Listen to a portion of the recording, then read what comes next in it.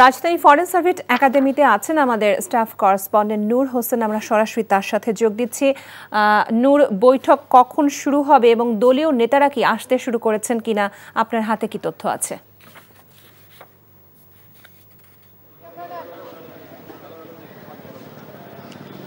লোপা, রাজধানীর বেইলি রোডের যে ফরেন সার্ভিস একাডেমি রয়েছে এখানে আজকে ঐকমত্য কমিশনের প্রথম বৈঠকটি অনুষ্ঠিত হবে। একটু পরে সে বৈঠক শুরু হবে। এই বৈঠকের জন্য যে ধরনের প্রস্তুতি রয়েছে নিরাপত্তা সহ সার্বিক বিষয়ে সেসব প্রস্তুতি এরই মধ্যে সম্পন্ন করা হয়েছে এবং রাজনৈতিক দলগুলোর নেতাদের পক্ষ থেকে এখনও কারো উপস্থিতি আমরা এখানে দেখতে পাইনি। তবে একটু পরেই আমরা জানতে পেরেছি, একটু পরেই বিএনপি মহাসচিব মির্জা ফখরুল ইসলামের নেতৃত্বাধীন বিএনপির 6 সদস্যের একটি প্রতিনিধি দল এই ফরেন সার্ভিস একাডেমিতে এসে উপস্থিত হবেন এবং জামায়াত ইসলামীর সেক্রেটারি জেনারেল মিয়া গোলাম পরোয়ারের নেতৃত্বাধীন 5 সদস্যের একটি প্রতিনিধি দল, জাতীয় নাগরিক কমিটির আহ্বায়ক নাসিরউদ্দিন পাটোয়ারি এবং সদস্য সচিব আক্তার হোসেনের নেতৃত্বাধীন 4 সদস্যের একটি প্রতিনিধি দল এই ফরেন সার্ভিস একাডেমিতে এসে উপস্থিত হবেন এবং তারা সহ এর বাইরেও অন্যান্য যে রাজনৈতিক দলগুলো রয়েছে, রাজনৈতিক সংগঠনগুলো রয়েছে, যে রাজনৈতিক দলগুলোর সঙ্গে এর আগে এই সরকার বিভিন্ন সময়ে বিভিন্ন বিষয় নিয়ে আলোচনা করেছেন, সেসব রাজনৈতিক দল দাওয়াত পেয়েছেন, আমন্ত্রণ পেয়েছেন, তারাও এই বৈঠকে এসে উপস্থিত হবেন। এবং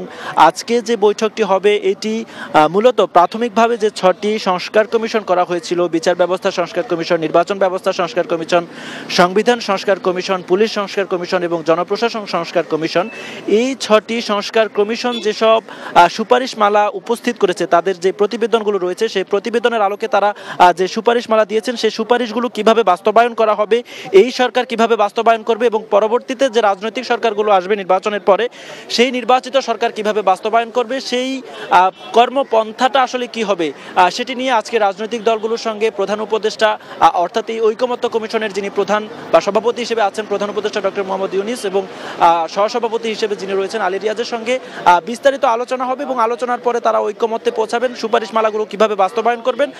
সেই সুপারিশমালাগুলো নিয়ে যেগুলো নিয়ে ঐকমত্য হবে সেগুলো নিয়ে জুলাই চার্টার ঘোষণা করা হবে। সেই চার্টারের আলোকে আগামীর বাংলাদেশ পরিচালিত হবে। লোপা, জানছিলাম সংস্কার নিয়ে রাজনৈতিক দলগুলোর সঙ্গে প্রধান উপদেষ্টার বৈঠকের খবর।